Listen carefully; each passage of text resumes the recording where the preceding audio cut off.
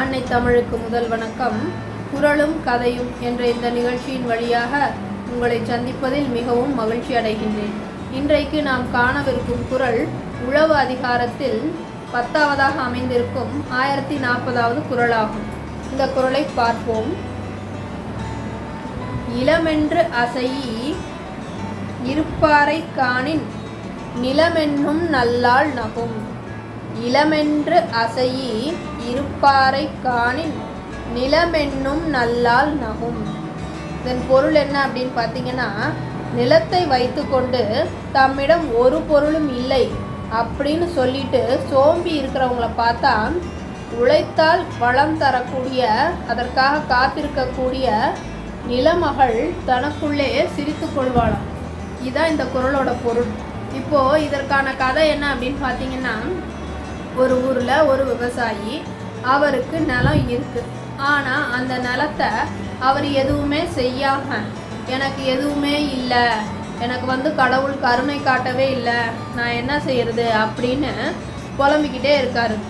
ஊர்லெல்லாம் பார்த்தா சும்மா இருந்துக்கிட்டு என்ன பண்ணுறதுன்னு தெரியாமல் ஒரு மரத்தடியில் சும்மா உட்காந்துக்கிட்டு எனக்கு ஒன்றுமே இல்லை, என்னால் எதுவும் பண்ண முடியல, கடவுள் கருணை காட்டலை அப்படின்னு புலம்பிக்கிட்டே இருக்கார். ஊரில் இருக்கவங்கெல்லாம் அவரை பார்த்து சிரிச்சுட்டு போகிறாங்க. இவன் ஒருத்தன் சும்மாவே பொழுத கழிக்கிறான், சும்மா இருந்தே பொழுத பூரா ஒப்பேத்துறான், சும்மா இருக்கிறதே இவனுக்கு பொழப்பா போச்சு, சும்மா சும்மா இவன் இப்படியே சொல்லிக்கிட்டு இருக்கான், சும்மா இருந்துட்டு நம்ம யாரையும் வேலை செய்ய விடாமல் சும்மா சும்மா கடவுள் எனக்கு கருணை காட்டலைன்னு சொல்லிக்கிட்டு இருக்கான் அப்படின்னு ஊரில் இருக்கவங்கெல்லாம் அவனை பார்த்து பேச ஆரம்பிக்கிறான்.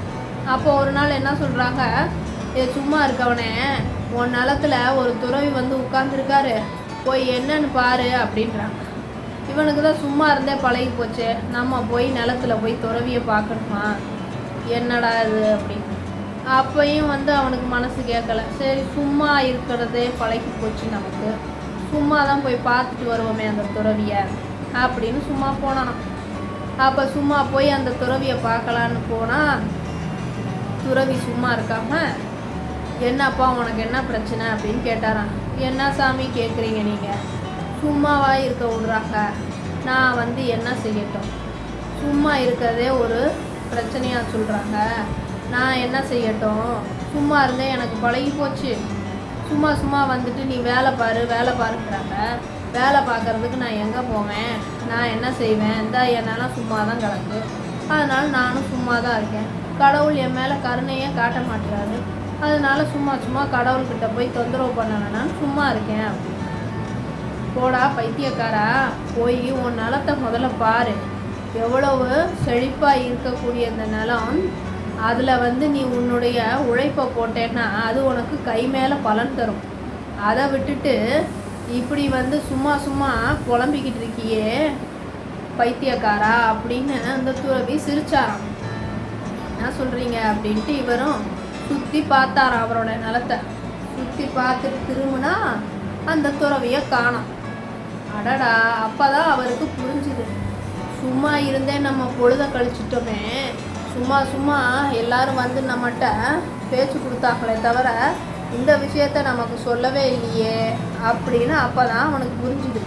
சும்மா நிழலில் படுத்துக்கிட்டு சோம்பேறித்தனமாக புலம்பிக்கிட்டு இருந்தவனை நான் என்னத்தை கண்டேன், என்னத்தை கேட்டேன், கடவுள் எனக்கு எதுவும் தரலை அப்படின்னு சொல்லிக்கிட்டு இருந்தோமே, அதான் நமக்கு இவ்வளோ பெரிய பூமியை கொடுத்துருக்காரு, இந்த ஏக்கர் கணக்கில் இருக்கிற நிலத்தில் பயிர் செஞ்சால் நல்ல விளைச்சலை பார்க்கலாமே, இது நமக்கு தெரியாமல் போச்சு, இதில் விளைய வச்சோம்னா நமக்கு தேவையான உணவும் கிடச்சிடும், அதன் மூலமாக நமக்கு வருமானமும் கிடைக்கும், இதை செஞ்சு பார்க்கலாமே, இது தெரியாமல் போச்சே அப்படின்னு அவன் சொன்னானான். அப்போ தான் தெரிஞ்சுதான், இதிலேருந்து என்ன தெரிஞ்சுதுன்னா, அந்த துறவியாக வந்தது நிலமகள் தான், பூமாதேவி தான் இவனுடைய அறியாமையை நினைத்து, இவனுடைய சோம்பேறித்தனத்தை நினைத்து இருக்கிறத விட்டுட்டு சும்மா உட்காந்துருக்கானே அப்படின்னு சிரிச்சுது அப்படின்னு அவனுக்கு அப்போ தான் புரிஞ்சுது. இதைத்தான் என் வள்ளுவர் சொன்னார் 1040வது குறளில். என்ன சொன்னார் அப்படின்னா, மரியோ எனக்கு எதுவுமே தெரியாது அப்படின்னு சொல்லிட்டு சோம்பேறித்தனமாக இருக்கிறவனை பார்த்தா நிலமகள் அப்படின்னு சொல்லக்கூடிய உயர்ந்து பேசக்கூடிய நல்லாள் தனக்குள்ளேயே சிரிச்சுக்குவானாம். அதாவது இவ்வளவு செல்வமும் செழிப்பும் இவனுக்கு இருக்கு, அதை பயன்படுத்திக்காம இப்படி சோம்பேறித்தனமாக இருக்கானே அப்படின்னு பூமாதேவி சிரிச்சாலாம். அதனால நம்மளும் நம்மக்கிட்ட இருக்கிறது என்ன அப்படின்னு பார்த்து அதை சரியாக பயன்படுத்திக்கணும். இல்லை அப்படி இல்லாமல் சோம்பேறித்தனமாக இல்லை இவனை போல் அறியாமல் இருந்தால் அவர்களுக்கு என்றும் விடிவே கிடையாது. நிலமகளாக இருக்கிறதுனால பூமியினுடைய பலம் வீணாக போகக்கூடாது அப்படின்னு அவளே அவனுக்கு காட்சி கொடுத்து அவனுக்கு புத்தியும் உரைத்து வாழ்வில் உயர்ந்து வெற்றி பெறணும் அப்படின்னு அறிவுறுத்திட்டு போனாங்க அப்படின்னு இந்த கதை. இது போல தாங்க நம்மளும் நம்மக்கிட்ட இருக்கிறத வச்சு வெற்றி அடையணும். வாழ்க்கையில் போராட்டம் இருக்க தான் செய்யும். கடவுள் ஏதோ ஒன்று கண்டிப்பாக கொடுத்துருப்பார். யாருக்கு எதுவும் இல்லாமலாம் இருக்காது. நம்மளுடைய உழைப்பை மூலதனமாக வைத்து நம்மிடம் இருக்கக்கூடிய நிலமோ பொருளோ அது எதுவாக இருந்தாலும் அதை 100 பெருக்கணும். அதற்கு நம்மளுடைய உழைப்பு மட்டுமே முக்கியம். அதனால் சோம்பேறித்தனமாக இருக்கக்கூடாது. எனவே வள்ளுவர் கூறிய குறள் வழியில் செல்லுவோம், உழவை போற்றுவோம். இதுவரை உழவு அதிகாரத்தில் 10 குறள்களையும் அதற்கு ஏற்ற கதைகளையும் பார்த்தோம். இதெல்லாம் கதையாக காதில் மட்டும் கேட்டுட்டு அப்படியே விட்டுறாதீங்க. ஏன்னா உழவுன்றது உணவு, ஒவ்வொருத்தருக்கும் தேவையானது. உழவு நமக்கு தேவையில்லைன்னு நினைக்காதீங்க. உணவு தேவையான ஒவ்வொருவருக்கும் உழவு நிச்சயமாக தேவை. அதனால் உழவின் உன்னதத்தை போற்றுவோம், விவசாயிகளை போற்றுவோம், வணங்குவோம். உணவை எப்பொழுதும் வீணாக்காதீர்கள். உங்களால் முடிந்தவரை மற்றவர்களுக்கு உணவை தானமாக கொடுங்கள். தேவைப்படுபவர்களுக்கு, இல்லை என்று வருபவர்களுக்கு உணவை அன்னதானம் செய்யுங்கள். இன்றைய நிலையில் அன்னதானம் என்பதே ஒரு பாவச் செயலாக போகிறது. என்னடா பாவச்செயல்னு சொல்கிறாங்களே அப்படின்னு நினைக்காதீங்க.